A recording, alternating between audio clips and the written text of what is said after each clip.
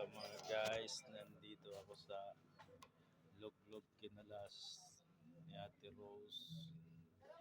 Layo ng pinanggalingan ko guys.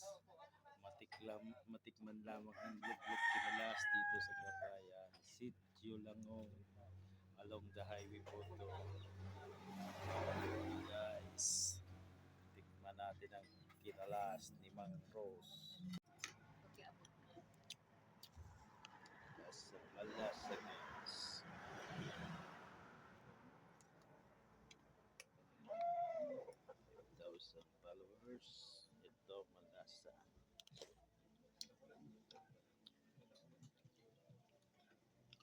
Kinalas ni Ate Rose.